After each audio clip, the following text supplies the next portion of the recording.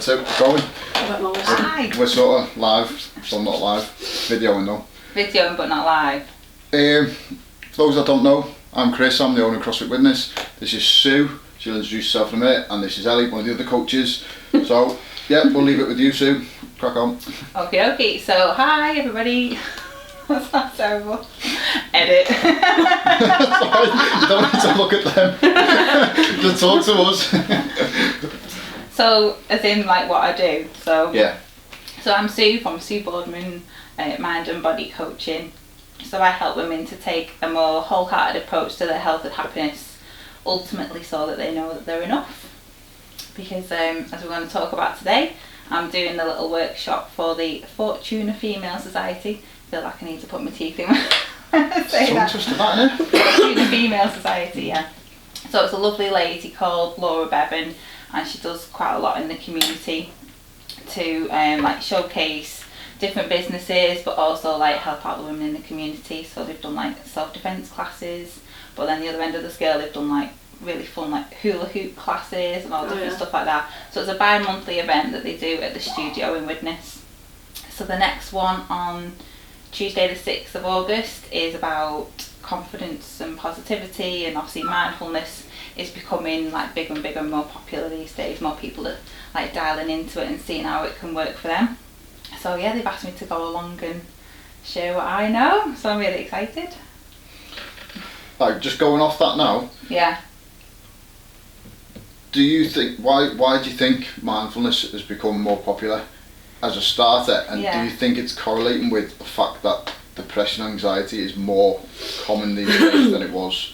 Yeah, I think even GPs now are more kind of in tune with like holistic approaches, and they know that it's not just about like throwing meds at people all the time, which I know they can get a bit of a hard rap for doing that, but I know GPs that I've seen in the past have tried to kind of like take you down like a counselling route or quite a holistic route with one particular GP in the past. And even the NHS have their own kind of like set of like meditations and an actual app that they give people now for anxiety and depression. So I think the fact that the NHS is getting more and more on board with it, and it is just exploding everywhere. You know, it's coming into like the health and fitness magazines, and then you've got loads of articles in like psychologies and things like that. I think people are wanting just like more information to look after themselves, really, because our pace of life is so high. Do you think that's why anxiety and depression has increased, or do you think it's always been this way? In terms of like, I thought of this like a while ago. I can't think, like say 10, 15, 20 years ago, I can't remember being like a kid thinking like, oh, such a person had like adults and things like that, oh, they've got depression, they don't leave the house and all that. But it seems now that there's a lot, like a big percentage of people that you speak, even in the gym now, I bet we could go around in the gym and say, do you have anxiety or do you have depression? And probably nearly, I'd say 90% of people would say, yeah, some days, it's huge. But do you think it's because like back in them days, like back in the day, before I was born, like I always remember speaking to like older people about like anxiety and stuff, and it was like quite misunderstood, wasn't it? So like people would have been sectioned, really, wouldn't it? So it wasn't as like now you can kind of sometimes tell if someone's anxious or suffering from anxiety or depression, and it gets treated. Whereas back then they probably would have just been seen as they're not all there, so they need to get sections. Yeah, because they had like asylums, didn't they? Yeah, history. But they couldn't have, like, what I mean is though, just that we think, like you just said then, there's like a big percent, say 75%, for instance, of like public, they couldn't have sectioned all 75%, so it was so it's like modern day living. It was either modern day living has made this like massive boom in depression and anxiety, or it's become more acceptable to talk about it, or I think a bit of both, isn't it? Definitely a bit of both. But yeah, I think just like pace of life being so high these days, and I think who's go off on so many different tangents, but social media's got a lot to do with it as well, and then that starts to bring in the whole like the comparison syndrome, you know, because people are just literally scrolling and comparing to, as we know, the highlight reel, and just comparing their lives themselves to that, and you know, in the back of their mind they probably know, oh well, I know that they've not got, you know, all that glossy shiny life, but it's still kind of, it's still like drilling it into yourself all the time. Yeah. I think that's got quite a lot to do with it. So you think maybe it's more to do with people putting more pressure on themselves in modern day than they used to years ago? Because I suppose looking back, say like 30 years, I'm thinking more like my grandma really, and like their sort of generation. Because I don't ever remember anyone ever saying like, oh, when I was younger I had this and stuff. And do you think they were just so grateful that he wasn't in like a war? Or like in such a bad time that he was just like, you know what, everything's great. Like we've got that sort of thing where everyone's we've got our house, like, we've got this and blah blah blah. Whereas now we've not got that, like any serious issues to deal with. So we're looking at pushing like it's like first world problems sort of thing, isn't it? Yeah. I think that's what it is. It could, I think it's to do with it. It could just, there's just been such a big increase, like you say. I feel like, I don't know if I am more aware of it because of obviously having those problems in the past and things, and just having a lot of people approach me about it. But it's just there's so many different factors to cover as to like you know, like why it's gone up and things like that. But I think we've boxed quite a few of them off there with the comparison, the social media, and like you say, like we're not just living to just like survive anymore, because we have just got like first world problems. But there's a lot of like financial pressures, you know, people have just got all kinds going on, and it can just all like add up. And if you don't have like an outlet, or you don't feel able to talk about it, then that's when obviously it can like build and like manifest into different things. And it's quite scary when it happens as well, because you know, most people who haven't had it, I mean, certainly for me, I could never imagine being like mentally ill, but I literally was like mentally ill quite badly for some time as well.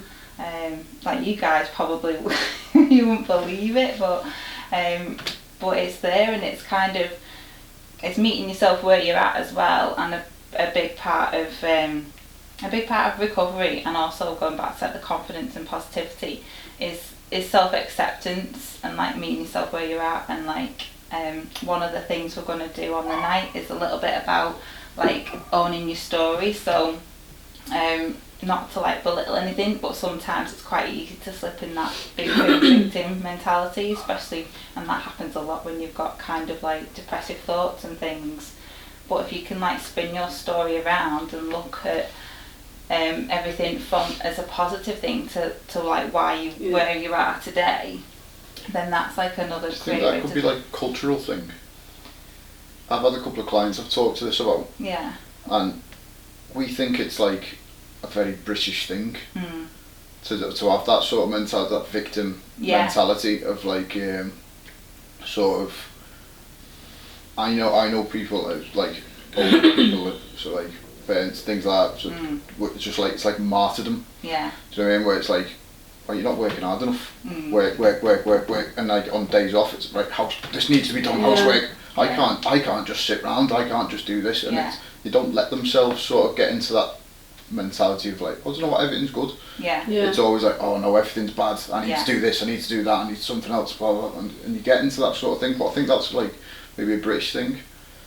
Yeah, it can be like we have a lot of different factors that make us what we are and build our identity. So you've got like your environmental factors, the beliefs and things that you learn when you're growing up are massive, and something that freaks me out about having a child. I'm like, oh my god, what beliefs am I even imprinting on her? And it's like, you know, one of the reasons for not like questioning myself, but like being interested in kind of like turning a lot of my shit around, if you like, because I know it's gonna like impact Erin and things like that. So again, it's like it can be like cultural, and you know, like how you grow on, who you surround yourself with, and there's so many different something things. very interesting I was listening, I can't remember, it was on the radio or Reddit or something like that, but it was saying the reason why we never agree with our parents is because the world changes so much faster than the one they was brought up in. So for example, they've spent like 20, 30, 40 years, whatever, learning about this world where they've made so many mistakes and it was a certain way. So they put them onto us to not make the same mistakes, but the world's completely different 20, 30 years onwards from that. So like we're growing up into adulthood thinking, they were talking rubbish then, they didn't have a clue what they were on about, like it's completely different today and blah blah. Yeah. And do you think maybe that's going to be a thing, like ethics and morals are going to be completely different again in the future? Oh sorry, I was going to say like, I agree with that because it's like certain things, like me and my cousin were having this conversation the other day actually about how sometimes you can go to your parents for advice and you're feeling really down and anxious about something and they just don't get it. Like I feel like a lot of generations are like, I don't give a shit, because I think as you get older, like I speak to so many, I feel like every woman in CrossFit mothers me at some point. And when I go to like pretty much anyone that I can grab hold of in CrossFit, to be fair, with like one of my problems, they always say like the older you get, the less you care. So I think then they find it hard to adapt. Because the amount of times I've said to people, I'm like, I know I care too much what people think, and they say that's something that you lose with age, your priorities shift and stuff. So I think that's sometimes why I can't always relate to other people when they say, oh, I just don't give a shit, and it's like, why? Yeah. Priorities, so I can't stop.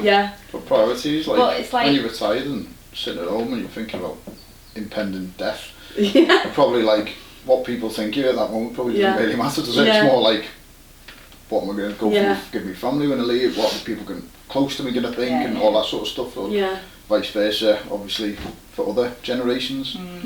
It does.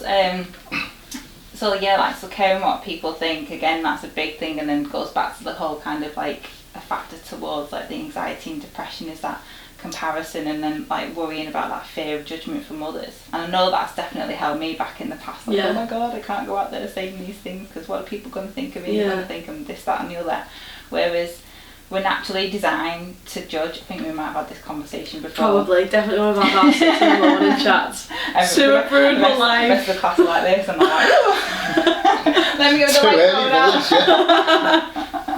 I love it. So fear of judgment. So it's part of our mammalian brain. So we've got 3 brains: your human brain, which is the closest to your spinal cord. Your mammalian brain came second, and then our prefrontal cortex. Is one in the chimp? Is this? That's chimp brains. Right, brain at the back. Yeah. So in women, the mammalian brain is actually bigger. So that's why we care about the he said, she said bullshit a lot more, so to speak. So it's actually physically bigger. So, and you don't want to wait till you're older to like, I'll just grow out of it when I'm older. Yeah. Fuck that shit, you can change it now. Just Yeah, that's like wishing your life away, isn't it? It's really? just in a way. When I think though, the amount of hours I've wasted stressing over stuff that doesn't, when I look back I'm like, why did I like lock myself in the house for like a few days out of caring what people. But that sounded a lot deeper and sadder. Did? I was like, wow. Wow.